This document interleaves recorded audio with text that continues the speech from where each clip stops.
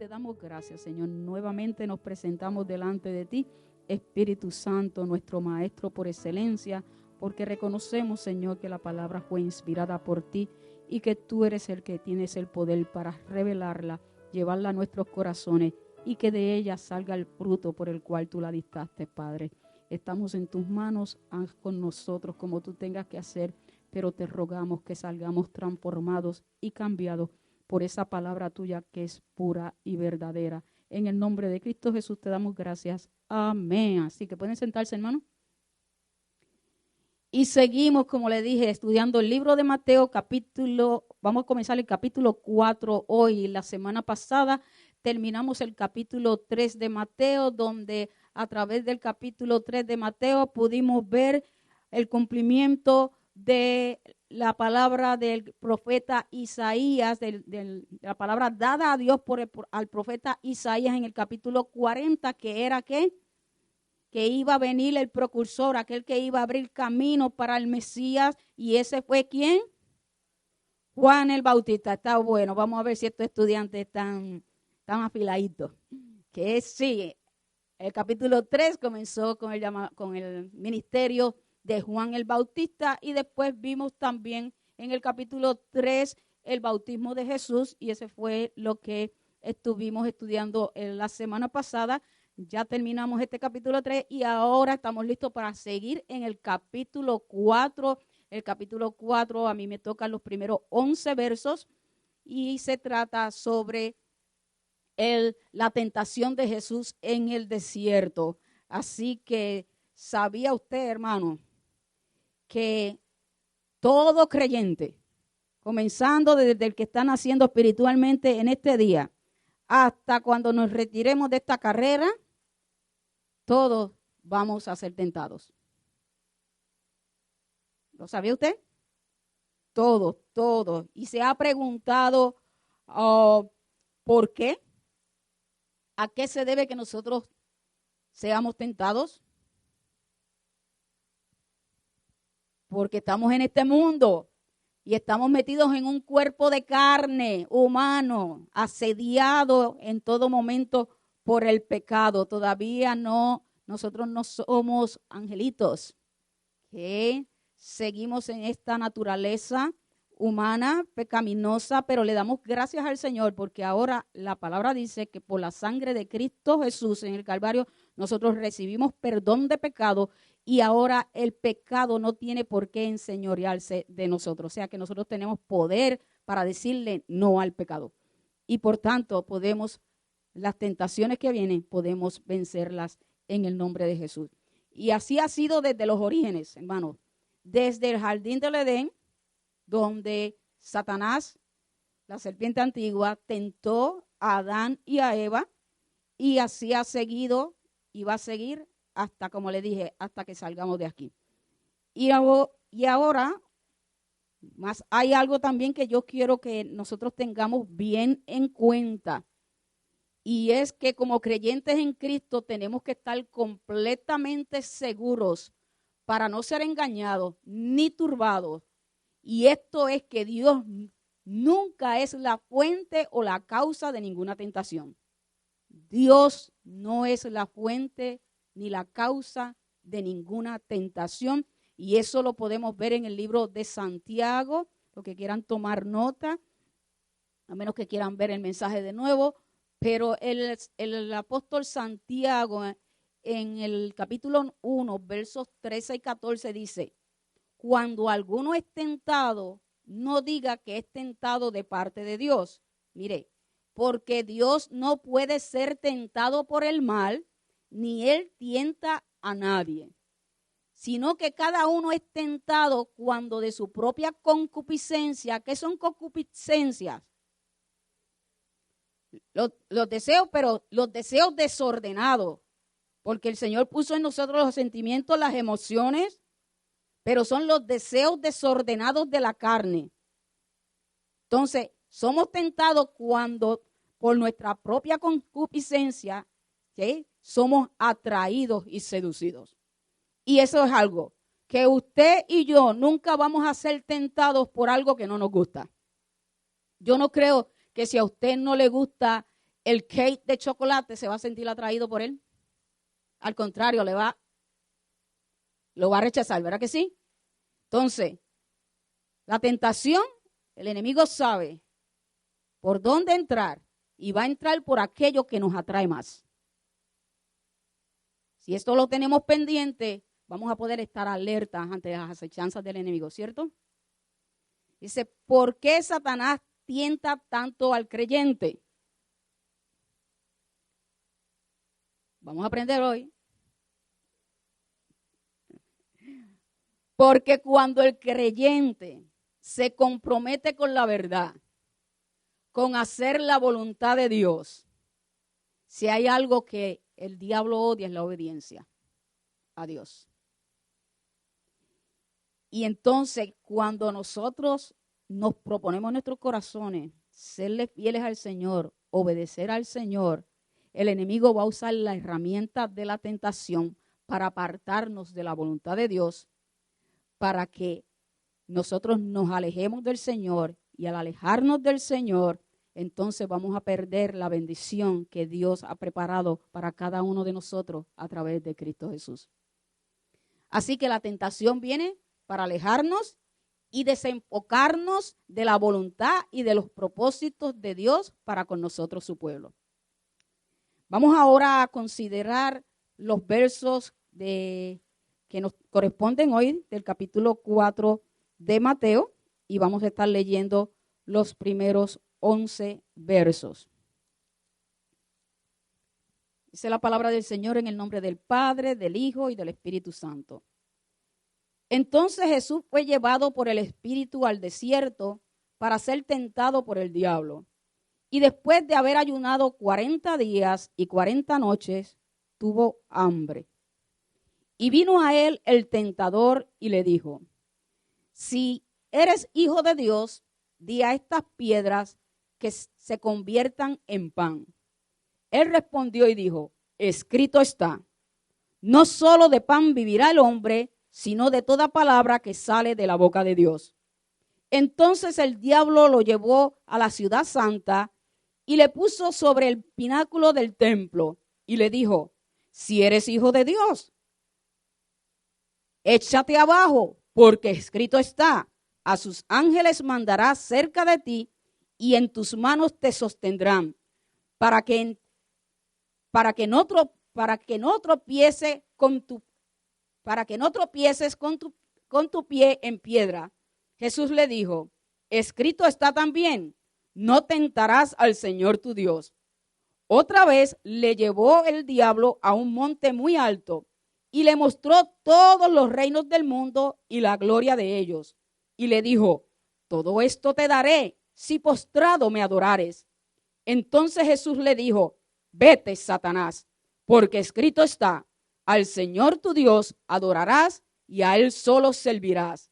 El diablo entonces le dejó y aquí vinieron ángeles y le servían. Bendito sea tu nombre. Así que Jesús, una vez que Jesús fue ordenado para el ministerio por Juan, cuando lo bautizó, nosotros pudiéramos pensar que en ese momento, luego de ser bautizado, ya Jesús iba directamente a tratar con la gente, a comenzar su ministerio, a comenzar a trabajar para cumplir el propósito por el cual Dios lo había enviado. Pero vemos que no fue así. Sale de las aguas del bautismo con gloria, con majestad. Eso fue una celebración grande. ¿Por qué decimos que fue grande? Porque fue aprobada por Dios. El mismo Padre dijo desde los cielos, este es mi Hijo amado en quien tengo complacencia.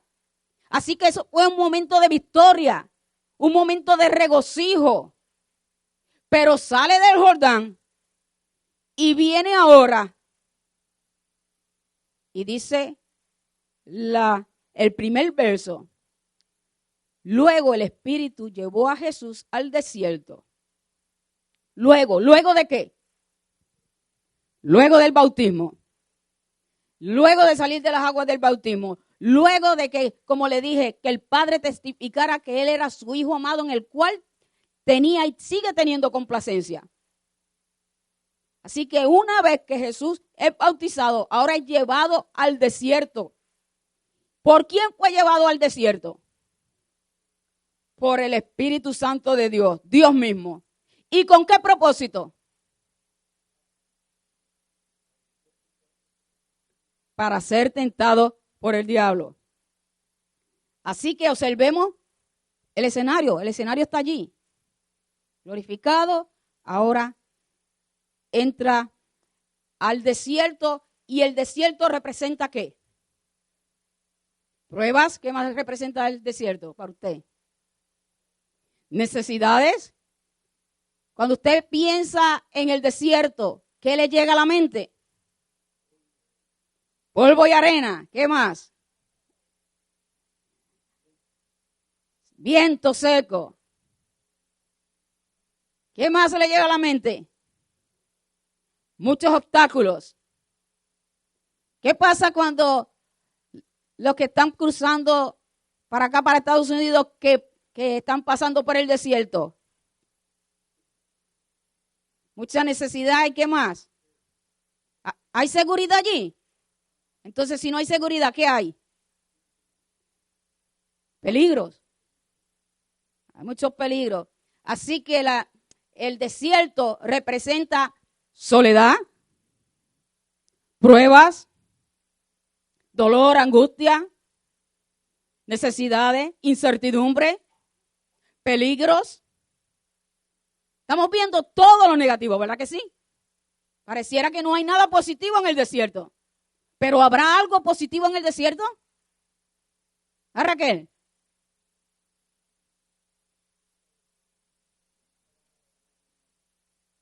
Así que vamos a mirarlo de esa manera. Salimos fortalecidos del desierto. Es un lugar de elección. Es un examen, un entrenamiento. Y es un medio de purificación. El Señor dijo, lo llevé en el desierto para probarle. ¿Okay? Para probar su corazón. Para formarlos como un pueblo, porque en el desierto fue que Dios formó el pueblo de Israel. Así que el desierto no es tan malo como muchas veces nosotros nos lleva a la mente a pensar. Hay propósito en el desierto. Y Jesús tenía un propósito por el cual tenía que pasar por la tentación en el desierto. Porque no solamente fue tentado, sino que fue en el desierto. Donde estaba, Marcos dice que estaba con las fieras. Eso no lo relata Mateo ni Lucas, pero Marcos relata cuando habla de la tentación de Jesús, que él estaba en el desierto con las fieras. Así que eso fue desde el principio. Serpientes, porque eso es lo que hay en el desierto. Escorpiones, serpientes. Así que más todo esto era designio de Dios para cumplir su plan eterno con los hombres a través de su Hijo amado Jesucristo. Le damos gracias al Señor, los hermanos que llegaron. Estamos hablando sobre el capítulo 4 de Mateo, donde relata la tentación de Jesús en el desierto. ¿Y no le recuerda algo de la Biblia esto de la tentación de Jesús? Que fue tentado por el diablo. ¿A quién le recuerda en la Biblia? Job. Buen estudiante. Apunta, secretaria, que van las estrellitas. Así que sí, así mismo fue en Job capítulo 1, verso 8. Y Jehová dijo a Satanás, ¿no has considerado a mi siervo Job, que no hay otro como él en la tierra, varón perfecto y recto, temeroso de Dios y apartado del mal? Ahora le tocó el turno a su hijo, al Hijo de Dios, que en su naturaleza 100% hombre había sido puesto en las mismas manos de Satanás para ser tentado. Y vemos el verso Seguimos el verso 2. Ese era el verso 1. Vamos al verso 2. Dice que estuvo durante 40 días y 40 noches. ¿Y cómo? En ayuno, sin comer nada. Y dice que después tuvo mucha hambre. ¿Durante cuánto tiempo? 40 días y qué? Y 40 noches. Y el número 40 en la Biblia significa transición. Esto significa que estaba ocurriendo un cambio, que iba a ocurrir un cambio. Y lo vimos en Moisés. En 40 días él estuvo en el monte Sinaí, ¿se recuerdan? Y cuando él bajó con las tablas de la ley que iban a regir el pueblo de Dios, el pueblo de Israel que se estaba formando. Así que hubo un cambio allí. Salieron de Egipto de esclavitud, pasaron por el Mar Rojo y entraron al desierto. Y ahí todo lo que estaba pasando, el pueblo de Israel era una transición, un cambio. La promesa de Dios se estaba cumpliendo, que Él de todos los pueblos de la tierra separaba un pueblo para manifestarse y darse a conocer a los demás pueblos. Así que el 40 quiere decir transición, cambio. En estos 40 días Dios formó el pueblo de Israel. Ese mismo pueblo, por su desobediencia, entró ¿cuánto tiempo en el desierto? 40 años, ¿ve? El número 40 de nuevo, transición, 40 años para formar un nuevo pueblo por causa de la desobediencia, y en esos 40 años Dios preparó el pueblo de Israel para entonces ir ¿a qué? ¿A obtener qué? La tierra prometida. Tenemos muy buenos estudiantes. Una generación completa. Sí, y la Biblia habla mucho de las generaciones de 40 años. Dice, y ahora vemos a Jesús en el desierto por 40 días y 40 noches, y una vez que salió de allí, su vida como ser humano común pasó, cambió y entró a ser el ungido de Dios, enviado para libertar a su pueblo de sus pecados. Así que el desierto tenía propósito. Y siempre tiene propósito. Sigamos en este verso 2 y dice 40 días y 40 noches en el desierto en ayuno sin comer nada. Así que cumplió los 40 días y dice que cumplidos los 40 días y las 40 noches, ¿qué le pasó? Tuvo hambre, tuvo mucha hambre. ¿Hay algo malo en que tuviera hambre? No, ¿por qué? Algo natural, el tener hambre no es pecado. Es una necesidad natural y muy necesaria en el ser humano, porque si no comemos, ¿qué pasa? Nos debilitamos y terminamos ¿qué? Terminamos muriendo. El ser humano necesita comer, necesita agua y necesita comida. Sí, pero el agua está, pero para sostener. Pero llega el momento en que el cuerpo necesita alimento. Así que no había nada malo en que Jesús tuviera hambre. El hambre significa que nuestro cuerpo nos está hablando, que necesitamos energía, que necesitamos comer. Y allí no hay nada malo en eso. Y aquí la palabra que se usa para hambre es del griego phago. Y esta palabra quiere decir que representa comer por necesidad. Usted sabe que a veces nosotros comemos por comer. No, Jesús tenía hambre de comer por necesidad. Jesús estuvo 40 días sin comer. ¿Y qué nos enseña el ayuno? Vamos a hablar porque dice que estuvo 40 días en ayuno. ¿Qué nos enseña el ayuno aquí? ¿El ayuno qué hace? ¿Fortalece la carne? Así que el ayuno debilita la carne, pero nos lleva a depender completamente de Dios. Nos habla de intimidad con Dios. Y la oración y el ayuno son armas poderosas para mantenernos llenos del poder del Espíritu para poder vencer la tentación. Mas tenemos que entender que el diablo es astuto y siempre usará una necesidad legítima del ser humano para hacerlo caer en sus tentaciones. Así que el enemigo vio que Jesús tenía hambre y eso era legítimo y usó algo legítimo para tentarlo. Así que el enemigo, él es astuto y va a usar esas cosas que son legítimas para tratar de que nosotros caigamos de la gracia de Dios en desobediencia. Primera tentación, vamos a la primera tentación. Esa está en el verso 3. Dice, en ese tiempo, el diablo se le acercó y le dijo, si eres el Hijo de Dios, di a estas piedras que se conviertan en pan. En ese tiempo, ¿en qué tiempo? Dice, y en ese tiempo. No, ya había terminado el ayuno. En ese momento que lo tentó. En el momento que sintió hambre, exactamente. Dice, en el momento que sintió hambre, ¿qué hizo? Se le acercó. Tuvo hambre. El hambre es una necesidad legítima, ¿verdad? Pero Satanás está tentando a Jesús para que satisfaga su necesidad legítima del hambre, que es comer. Entonces, ¿cuál es el problema aquí? Nosotros pudiéramos decir, bueno, si tiene hambre, pues está bien que coma, ¿verdad que sí? ¿Qué problema hay ahí? No hay problema ninguno allí, no vemos ningún problema, tiene hambre.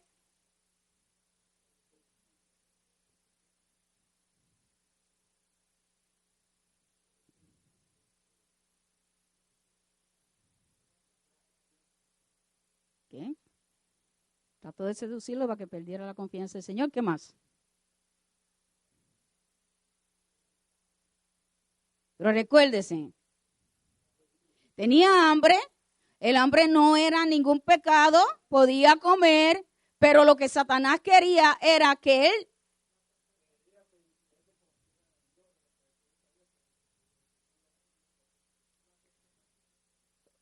Ok, sí, exactamente, todo eso es cierto. Pero el enemigo quería que Jesús saciara su legítima necesidad de una manera incorrecta. Obedeciéndolo a él y desobedeciendo a Dios.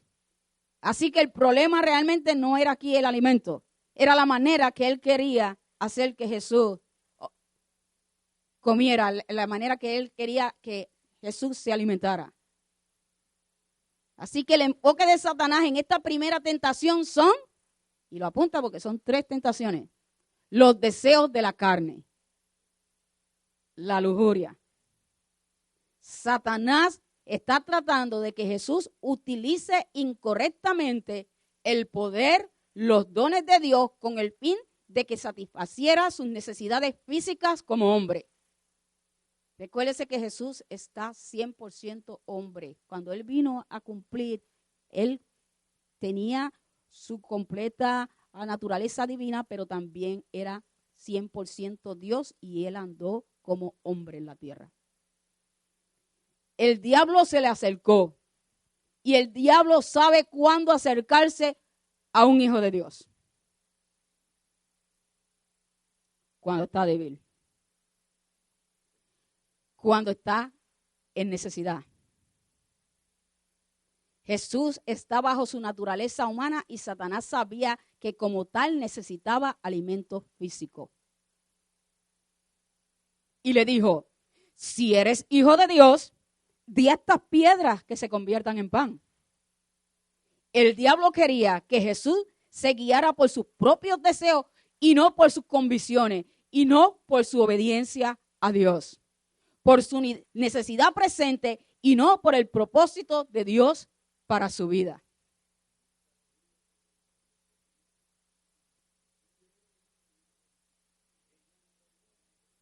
También, sí, lo podemos ver allí también. Trata de crear dudas sobre la identidad de Jesús, aun cuando él sabía que Jesús era Dios.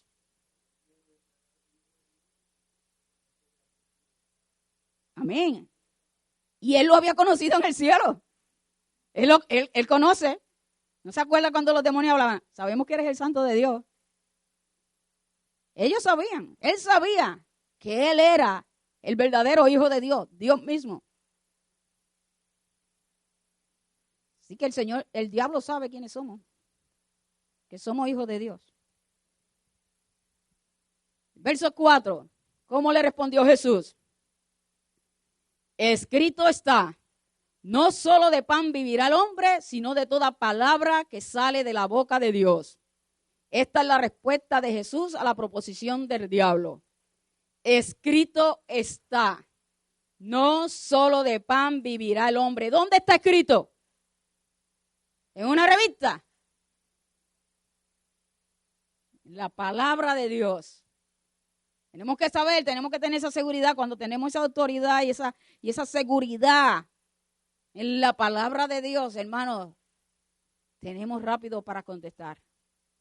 En la palabra de Dios, donde está la ley escrita de Dios. Jesús se dirige a la palabra que está en Deuteronomio capítulo 8, verso 3.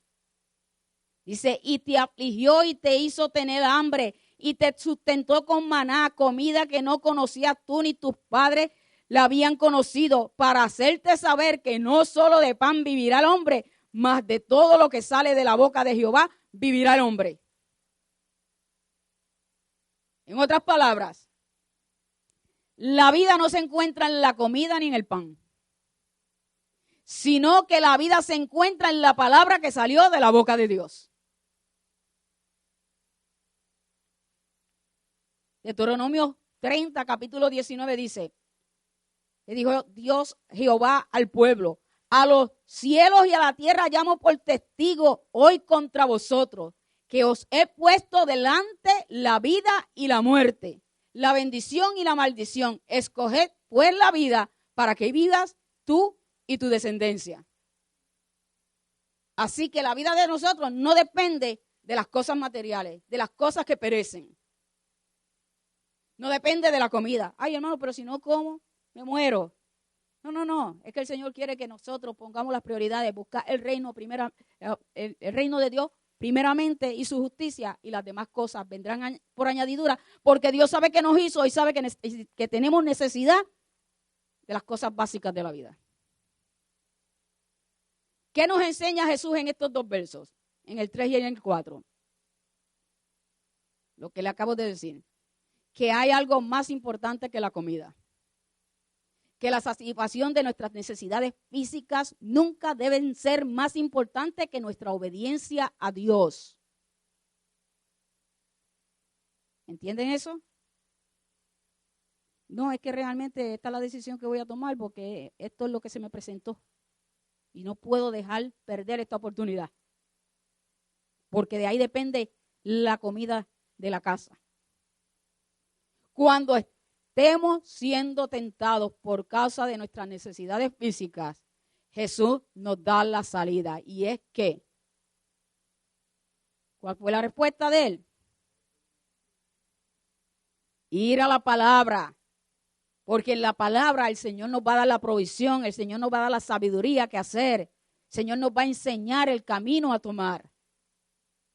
Porque estamos dejándonos guiar por esa lámpara es a mis pies tu palabra y lumbrera a mi camino.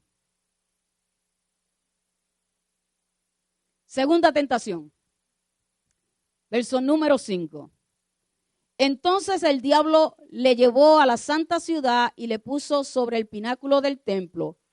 Dice que lo llevó a la santa ciudad, al pináculo del templo. ¿Qué nos enseña eso, hermano? El diablo no respeta. El diablo no respeta. Ese realmente se mete donde se tenga que meter, se sienta en la iglesia, con los santos, para venir a traer tentación. Señor lo reprenda. Dice, el pináculo del templo al parecer era uno de los 4 ángulos de los pórticos del templo sobre el torrente de Cedrón. Tenía unos 180 metros de altura. Dice que Flavio Josefo decía que en ese lugar había un peligro de sufrir vértigo mirando desde arriba. Así que imagínense lo alto que era.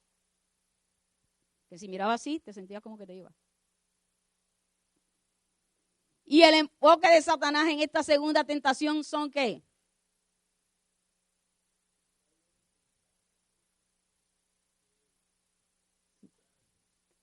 Amén. Sí, en todo momento está. Amén. Siempre estaba tratando de tentar a Jesús a que tentara en contra de Dios. Y el enfoque de esta segunda tentación es el orgullo y la vanagloria de la vida. El vanaglorioso es el que continuamente destaca sus virtudes, sus acciones y posesiones frente a los demás. Al Satanás ver a Jesús que usó la palabra para defenderse en la primera tentación, entonces en esta segunda tentación se le adelantó y es ahora él quien usa la palabra. El enemigo es astuto, conoce la palabra. Recordemos exactamente eso, que Satanás conoce la palabra de arriba abajo. Yep. Y esto nos debe concientizar a nosotros sobre qué. Sobre la importancia de qué. De conocer la palabra. La importancia de memorizar la palabra. De tener discernimiento. Y tal vez usted diga, hermana, es que a mí no se me queda nada. No, pues no se preocupe, solamente léala todos los días porque en el momento preciso cuando la necesite, el Espíritu Santo ha prometido recordárnoslas. Y Él os recordará todas las cosas, dijo Jesús del Espíritu Santo. Entonces, nuestra responsabilidad está en estudiarla. No en preocuparnos si se nos queda en la cabeza o no, porque el Señor es Espíritu y ya hemos hablado en unos prédicas anteriormente que la palabra ministra al Espíritu. Así que como serpiente astuta que es, se adelanta y ahora tienta a Jesús con una promesa del Padre, dándole la oportunidad de que demuestre su veracidad. Si eres hijo de Dios, échate abajo porque escrito está. Que a sus ángeles mandará cerca de ti y en sus manos te sostendrá. Estamos en el verso 6. Para que no tropieces con tu pie en piedra. Satanás quería que Jesús hiciera un despliegue de su poder como el Hijo de Dios. Un espectáculo a la vista de todos para que demostrara que todo lo que se decía Dios era cierto. Si realmente lo que Dios decía era cierto, tienes ahora el momento para demostrarlo, demuéstralo. Demuéstrame que Dios existe. ¿Usted no se ha escuchado con esa pregunta? Yo tengo uno en el trabajo que yo me gozo cuando lo veo. Le digo, tú no sabes cómo yo me gozo cada vez que te encuentro. Dios te bendiga. Y me dice, Dios no existe. Y yo me gozo diciendo, mira los cielos. Cuentan su gloria. Y los otros días me lo encontré y me dijo, fui a la iglesia. Aleluya. Pero fui a la iglesia porque la mujer me obligó, ella es católica. Lo importante es que fuiste a la iglesia. Ya Dios está abriendo paso. Usted no sabe cómo le decía. No, Dios no existe. Y yo, ay, no sabe cómo te ama. Así que lo mismo que le ocurría con sus propios hermanos a Jesús, que le iba a ocurrir más adelante. ¿Qué les dijeron los hermanos? Que no creían en él. En Juan 7:4. Porque ninguno que procura darse a conocer hace algo en secreto. Si estas cosas hacen, manifiéstate al mundo. Así que el enemigo se lo dijo, pero más tardecito, los hermanos de carne les iban a decir lo mismo. ¿Qué nos dicen a nosotros? ¿Qué no nos dicen a nosotros?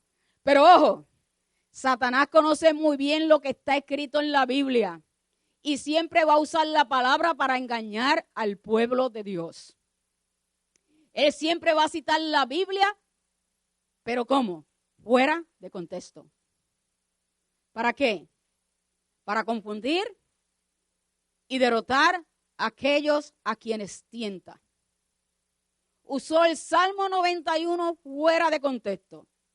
Dijo, a sus ángeles mandará acerca de ti y en sus manos te sostendrá para que no tropieces con tu pie en piedra. Vamos a ver, busque el Salmo 91, esos son los versos 11 y 2, a ver qué usted ve allí de diferente. Lo voy a leer a ver si se dan de cuenta. Salmo 91, versos 11 y 12. Pues a sus ángeles mandará acerca de ti que te guarden en todos tus caminos. En las manos te llevarán para que tu pie no tropiece en piedra. ¿Qué vemos aquí? ¿Qué pasó? Completamente diferente. ¿Dónde ven la diferencia?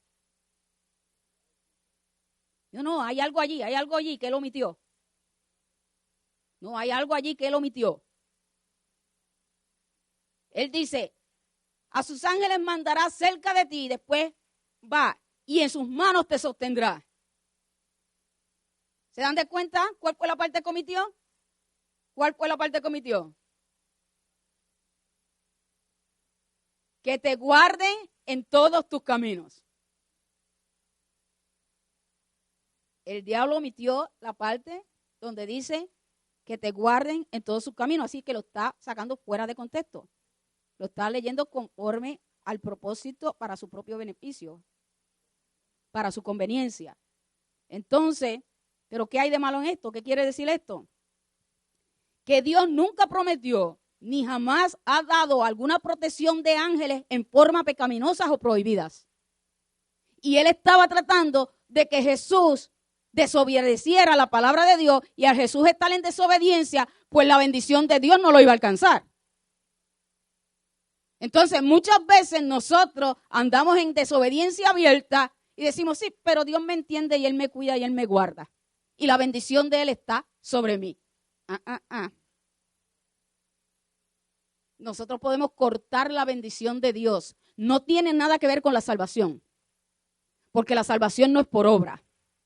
La salvación es porque Cristo derramó su sangre por nosotros para perdonar nuestros pecados y poder ser salvos.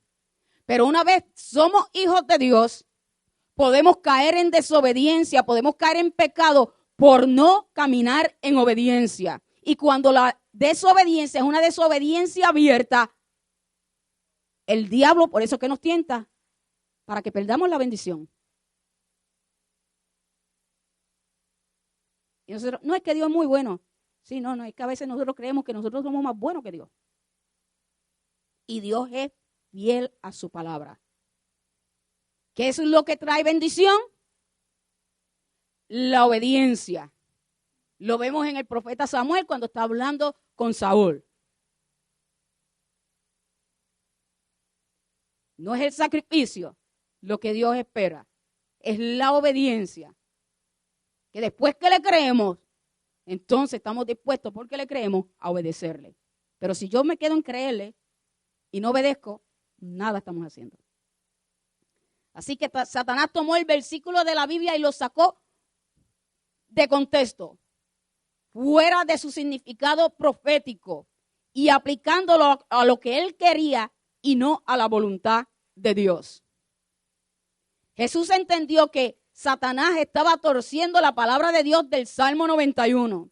Mas Jesús sí sabía cómo usar bien la palabra de verdad. Como lo que dice Pablo en 2 de Timoteo 2:15. Procura con diligencia presentarte a Dios aprobado, como obrero que no tiene de qué avergonzarse, que usa bien la palabra de verdad. A eso estamos llamados.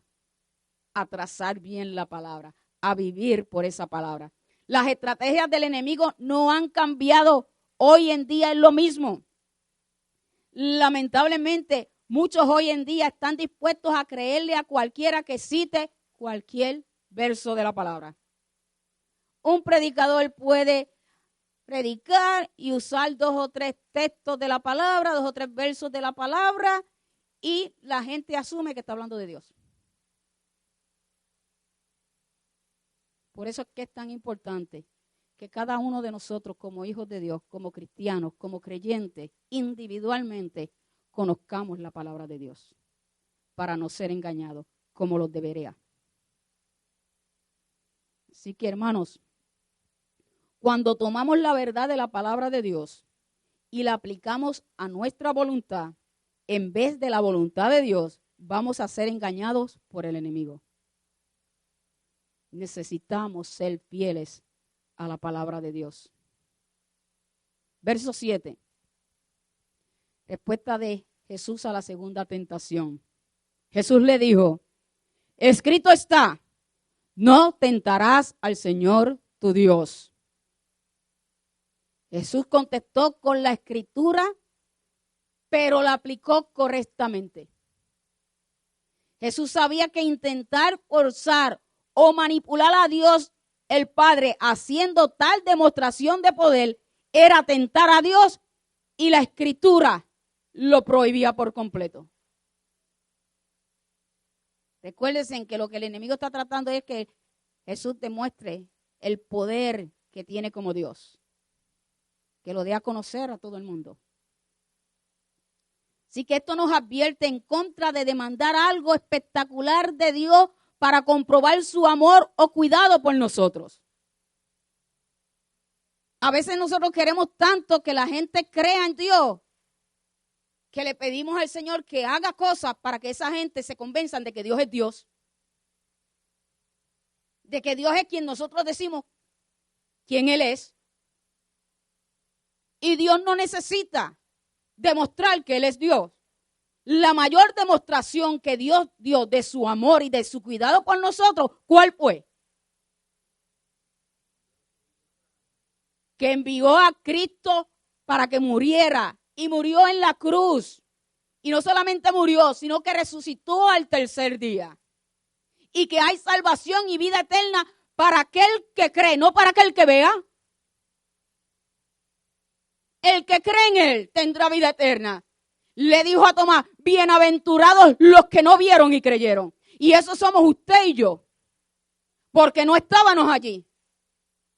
Pero nos llegó la palabra de salvación, la palabra del Evangelio. El Espíritu Santo nos convenció de la necesidad que tenemos de Dios, nos convenció de los pecadores que somos, nos convenció de lo perdidos que estábamos, y el Espíritu Santo nos trajo a los pies de Cristo. Y hoy usted y yo profesamos que en Cristo hay salvación y vida eterna, que en Cristo hay paz, que Cristo es la solución para el problema del hombre, que es el pecado. Porque todo comienza por allí. Y eso todo es la obra de Cristo en el Calvario, llevada por el Espíritu Santo de Dios, que fue el que se le encomendó que la diera a conocer. Así que nosotros no tenemos que estar demostrándole a nadie que Dios existe o no existe. La misma palabra dice que Él se dio a conocer a través de lo creado. Pero el hombre prefirió creer la mentira que creer la verdad. Pero le seguimos mostrando el amor de Cristo. Porque si hay otra demostración que pueden ver, somos nosotros renovados, transformados, cambiados, libertados. Bendito sea tu nombre, oh Dios. Las promesas de Dios no nos dan pie para tentarle para que las cumpla. Nosotros solo estamos llamados a creer. Oh, si tú eres Dios, cúmpleme esta promesa porque tú lo dices en tu palabra. Eso es tentar a Dios. Yo demando. Yo declaro que esta palabra se hace real hoy. Estamos tentando a Dios sin saberlo, hermanos. No, Señor, en tu infinita misericordia, recuerda tus promesas que son fieles y verdaderas y manifiéstalas en medio de tu pueblo. Cómo nos expresamos delante de Dios.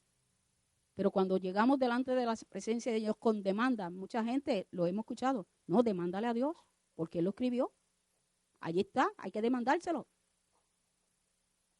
Oh. Tenemos que tener cuidado con eso. El diablo le dijo, mira, ahí lo dice, y porque tiene la oportunidad ahora de que tú pruebes de que Dios es Dios. De que esa promesa es verdadera. De que si tú te tiras, Él envía a los ángeles y no te va a dejar caer.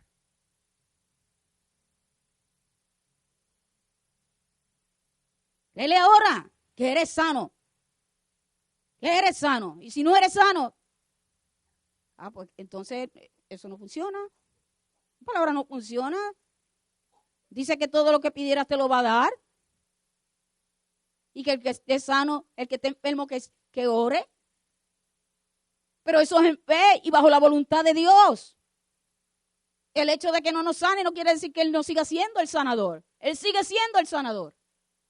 Solamente que sus designios, porque Él conoce el corazón del hombre, Él sabe cuándo y cómo y en quién va a ser su obra de sanidad o su milagro. No nos corresponde a nosotros nos corresponde orar en fe, creyendo que Dios es poderoso para hacerlo. Pero diciendo, pero que sea tu voluntad, Señor, porque tú eres el que conoces el corazón y los propósitos de cada uno.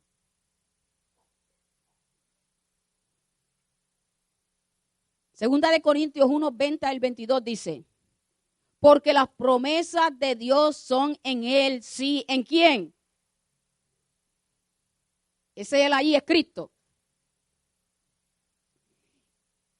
Y en Él, en Él sí, y en Él amén. Por medio de nosotros para la gloria de Dios.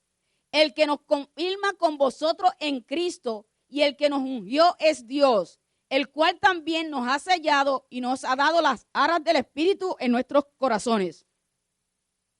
Así que nuestro enfoque debe estar en Cristo, en nuestra relación con Él.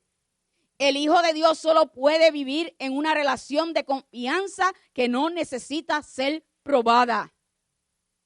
Yo creo en Dios, yo confío en Dios. Y esto yo no lo tengo que probarle a otros. Yo voy a probar que yo creo en Dios. No, confiamos en Dios, confiamos en su palabra. Caminamos para agradarle. Caminamos en este mundo luchando en todo momento, pero es porque queremos agradar a Dios. Jesús no tenía que demostrarle a Satanás que realmente confiaba en Dios si hacía lo que él pedía. ¿Yo? Nosotros tampoco tenemos que estar demostrando con milagros o argumentos que la palabra de Dios es verdad. Sea Dios veraz y todo hombre mentiroso. Y lo crea o no, el diablo, el mundo y todo lo que existe, su palabra se cumplirá. Tal y como está escrita. Jesús mismo lo dijo en Mateo 24:35. El cielo y la tierra pasarán, ¿pero qué? Pero mis palabras no pasarán. Lo quiera creer el hombre o no. Tercera tentación. Versos 8 y 9. Dice, otra vez le llevó el diablo a un monte muy alto y le mostró todos los reinos del mundo y la gloria de ellos. Y le dijo, todo esto te daré si postrado me adorares. Dice que otra vez lo llevó el diablo a Jesús al monte muy alto. Dice, al enemigo le gustan las alturas de donde fue arrojado. Pero es que desde las porque desde las alturas es donde se puede observar mejor el panorama, la belleza de lo creado. Usted no se ha parado en un monte alto y ha visto así para la ciudad y dice, wow, qué precioso, ¿verdad que sí? Lo puede observar, lo puede contemplar, lo puede desear. La avaricia del hombre lo lleva a querer estar cada vez más alto para seguir obteniendo poder y control sobre todo su alrededor. El diablo lleva nuevamente a Jesús a las alturas con una deliciosa oferta. Dice, le mostró todos los reinos del mundo y la gloria de ellos. Esta tercera tentación está enfocada ¿en qué? En los deseos de los ojos. Por los ojos entra la tentación, por los oídos entra la tentación. Pero en este momento, por los ojos, todo esto te daré. ¿Y qué me ofrece? Todo esto. Oh, vale la pena la oferta, me están dando una buena oferta. Me voy a cambiar de trabajo. ¿Y cómo es? Bueno, me tengo que cambiar de estado porque es en otro estado, pero it's all right. Voy a tratar algo nuevo. ¿Y Dios qué? No es que me hicieron una buena oferta. No, eso no se da todos los días. Eso no se da todos los días que te ofrezcan todos los reinos del mundo.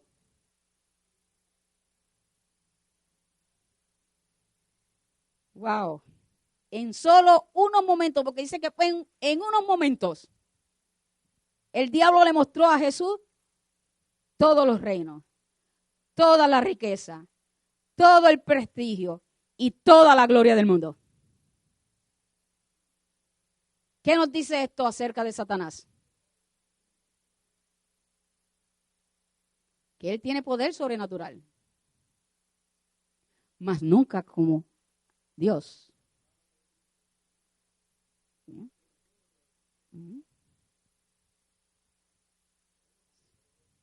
Sí, mismo es.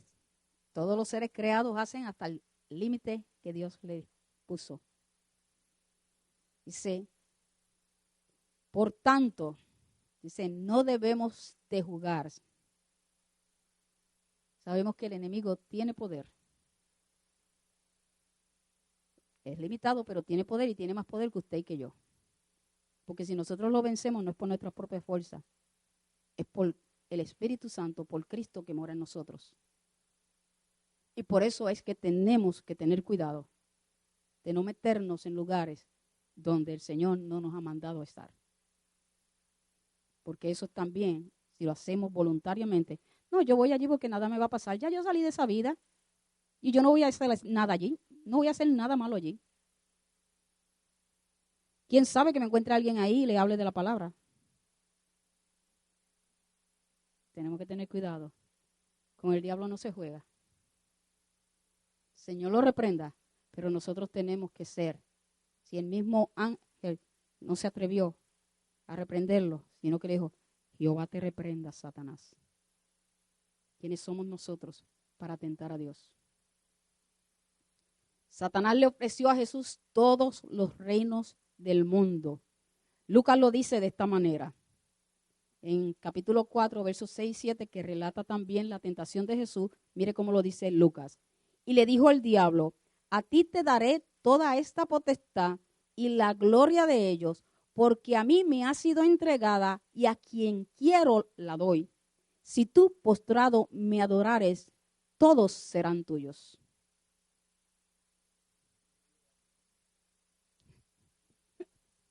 La verdad exactamente es que Satanás es el padre ¿de qué? Y si es el padre de mentira, ¿estaba hablando verdad? Pero él usa la verdad y la mezcla. Porque acuérdense que lo que usa es la palabra para engañarnos, para que caigamos en la tentación. Así que usa la verdad distorsionada, mezclada, sacada de contexto. Así que aunque Adán espiritualmente le dio autoridad legal por causa del pecado, él sabía desde el principio quién era el verdadero dueño legal de todo lo que existe arriba en los cielos y abajo en la tierra. Es posible que sea el príncipe de este mundo, como lo dice la palabra, pero es un príncipe derrotado. Porque Juan dice el príncipe de este mundo, pero está hablando Juan y ya Jesús lo derrotó. Y volvemos a recalcar que Satanás siempre usará la palabra de Dios para engañarnos. Si lo hizo con Jesús sabiendo que era el Hijo de Dios, Dios mismo, ¿cómo no va a usarla para engañarnos a nosotros? Él sabía que nunca iba a poder vencer a Dios. Y se ha preguntado usted, ¿por qué se metió con Jesús sabiendo que Jesús era Dios, el Hijo de Dios? ¿Por qué aceptó el reto? Como aceptó el reto con Job. ¿Por qué aceptó el reto? ¿Quiere saber? Vamos a ver, esta es la que pude visualizar. Dice, y según estaba estudiando por comentarios, lo vi muy certero. Dice, aceptó el reto de tentar a Jesús porque vio a Jesús hombre, una buena oportunidad para vencer el Hijo de Dios haciéndole quedar mal. Acuérdese que Jesús estaba 100% hombre. Él dice, él está como hombre ahora es mi oportunidad. Así mismo es. Vio a Jesús, que sabía que era el Hijo de Dios, pero estaba en su humanidad.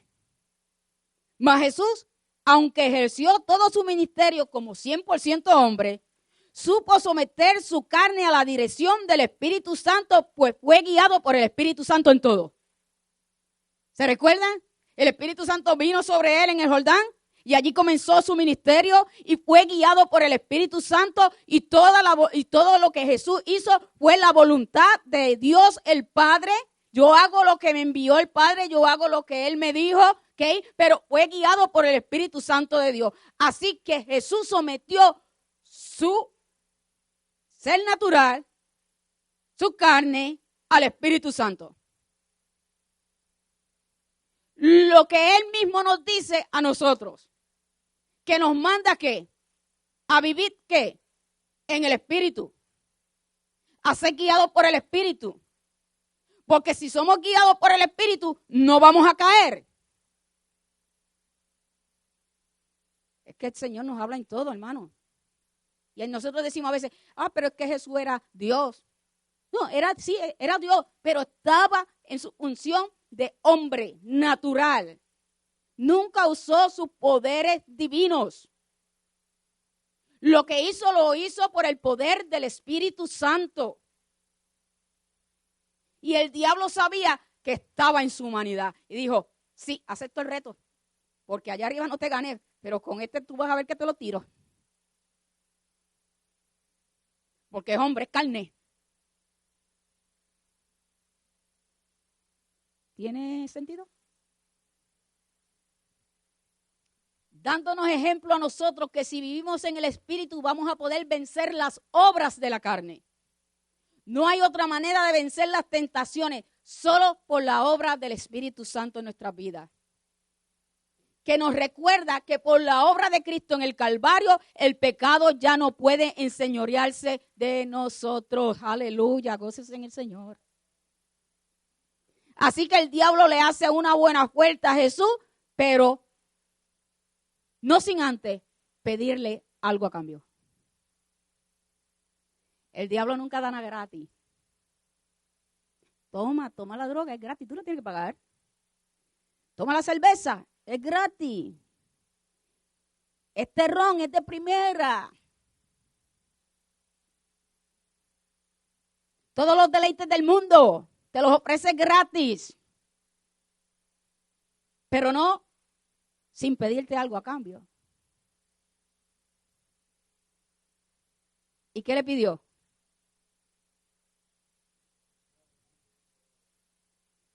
El verso número 9, léalo. Léalo fuerte. ¿Está allí en la pizarra? ¿Qué? Todo eso, ¿qué le iba a dar? Todo, ¿qué era todo? ¿Qué acabamos de decir?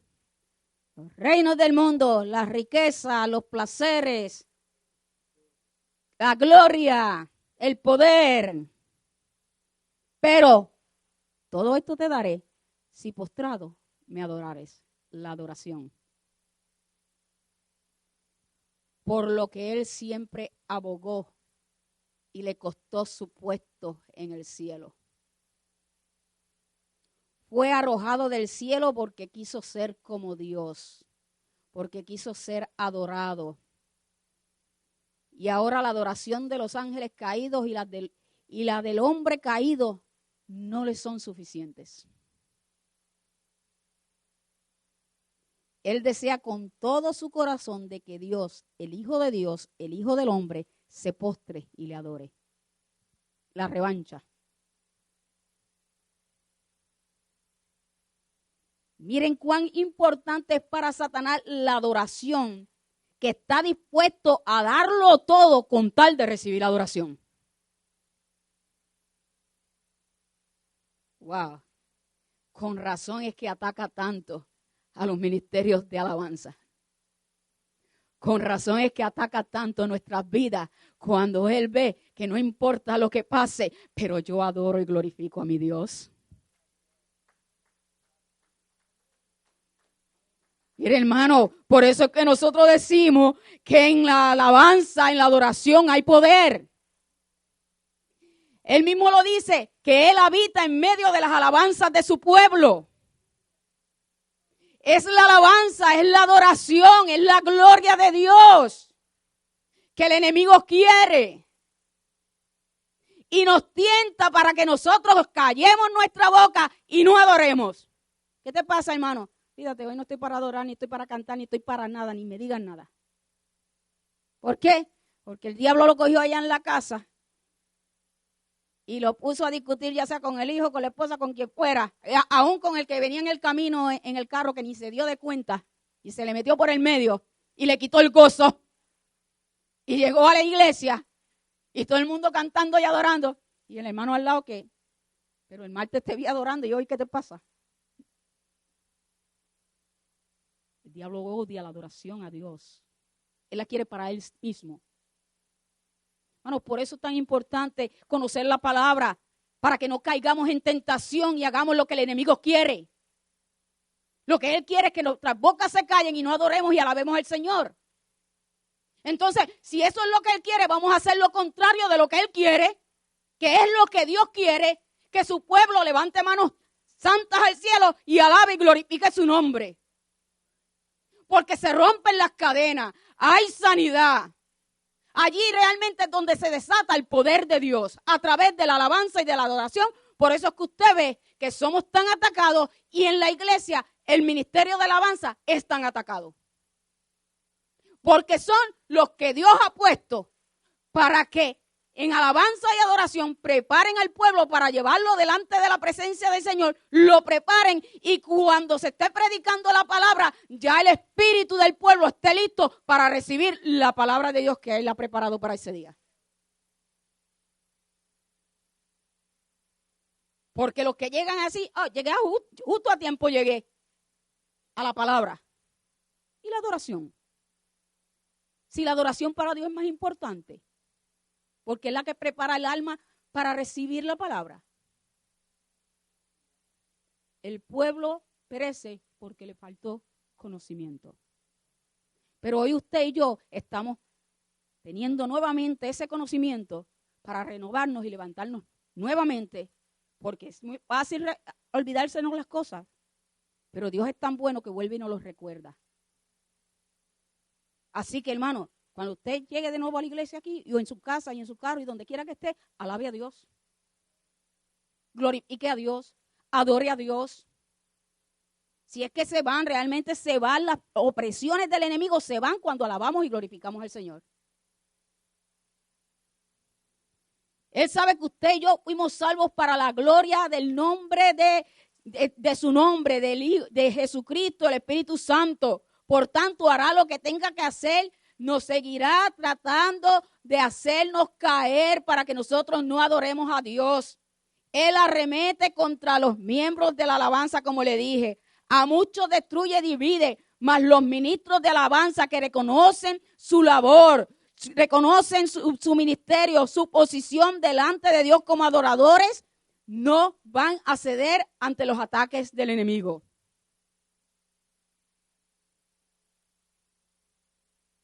No vamos a permitir que el enemigo destruya lo más precioso que tiene el pueblo de Dios, que es la alabanza y la adoración. Que el Espíritu Santo abra los ojos de nuestro entendimiento para que cuando veamos, diga, no, espérate, esto es del diablo, vamos a adorar y glorificar a Dios.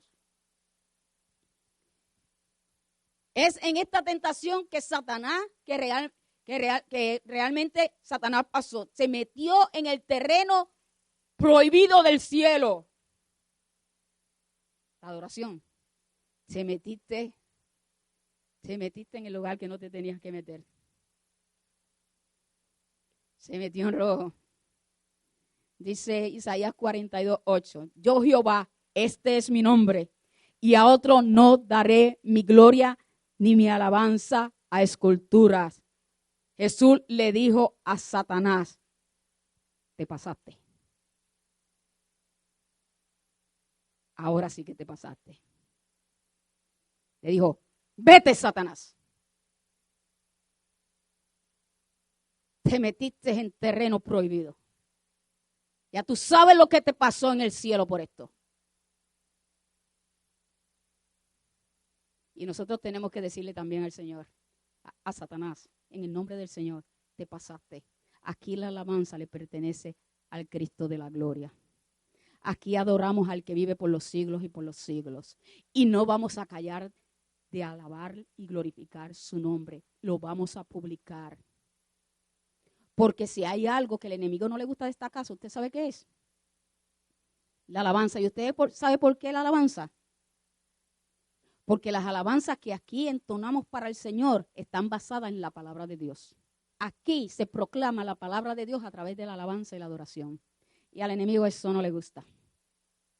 Algo tengo que hacer para desilusionarlo, para hacerlo sentir que realmente no están en el lugar donde tienen que estar, que hay más oportunidades afuera mejores, que tienen muy buenos talentos para estar perdiéndolos aquí. No, vete. Y engaña mucho, lamentablemente. Pero el pueblo entendido adorará a su Dios.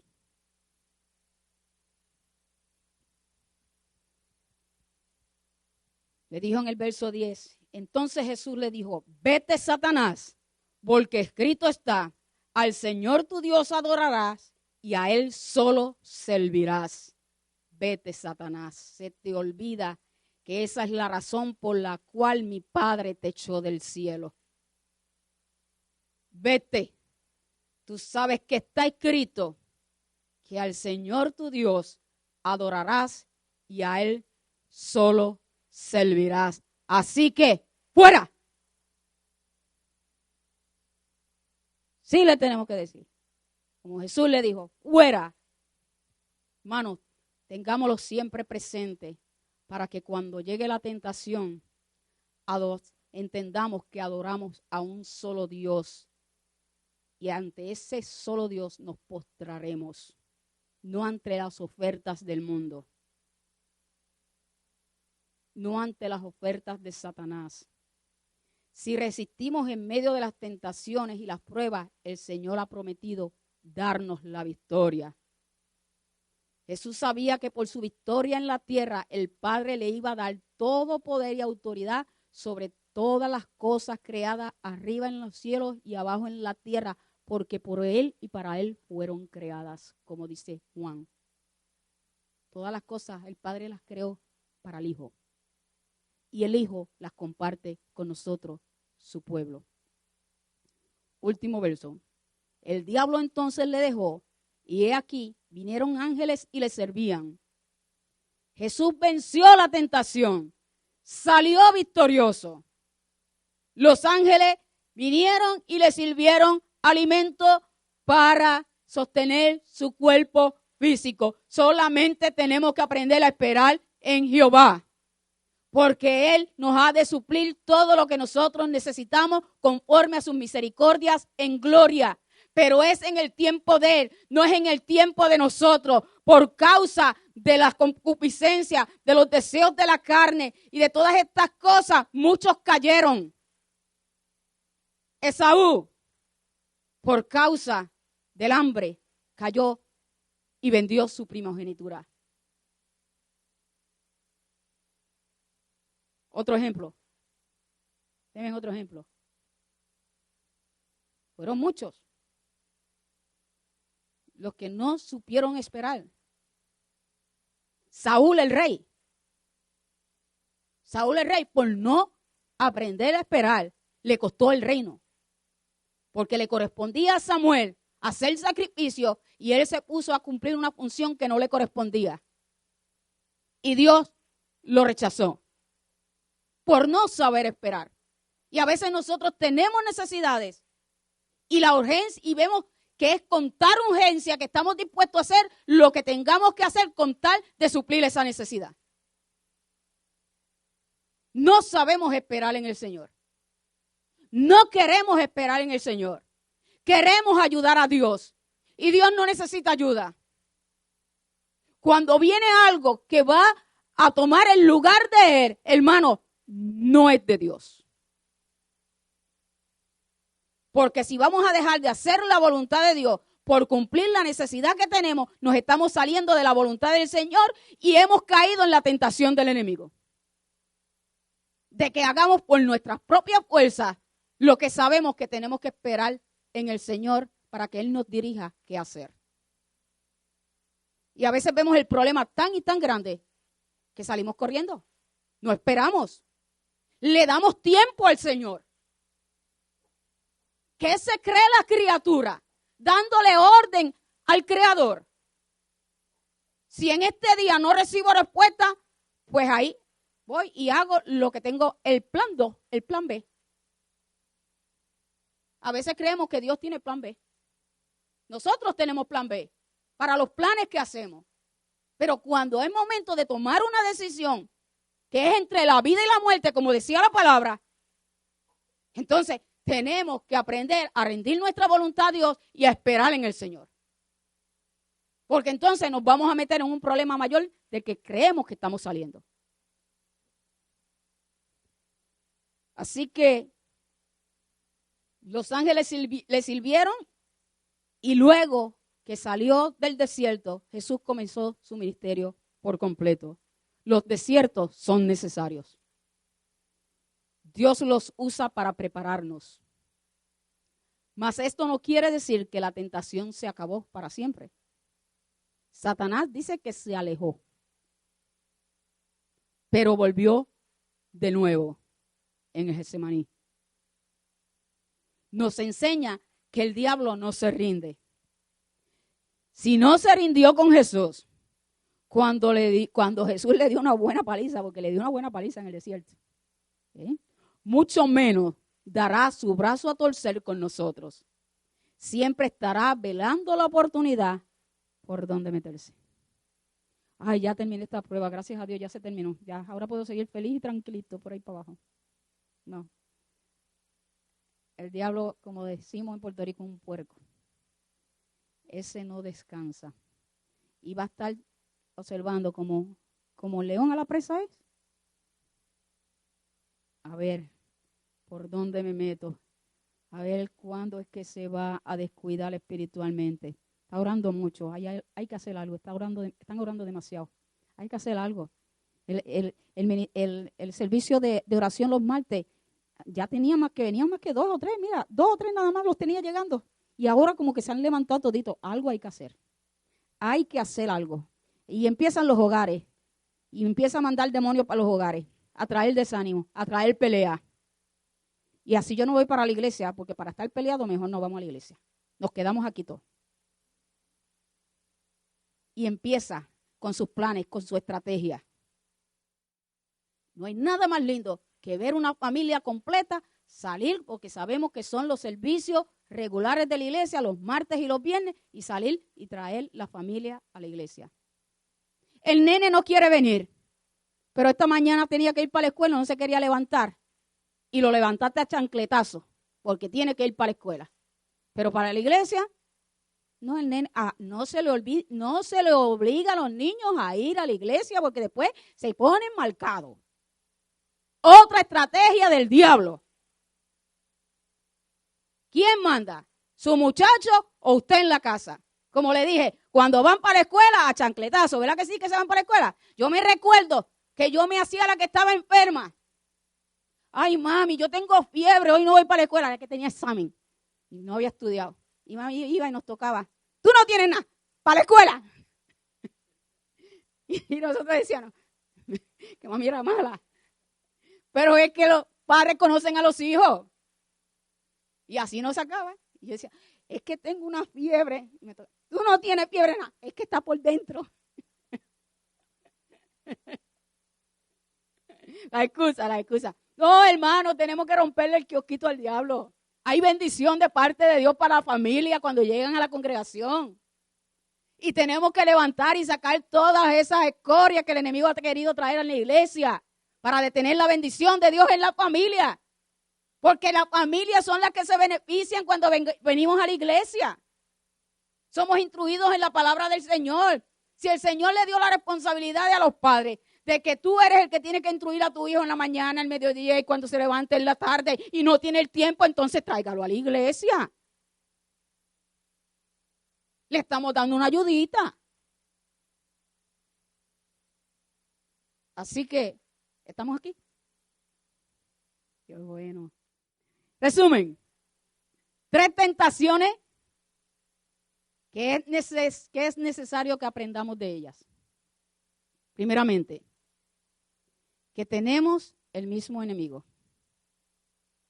Jesús fue tentado por el diablo, nosotros vamos a ser tentados por el diablo, usando el mundo la carne, pero él sigue siendo el mismo enemigo.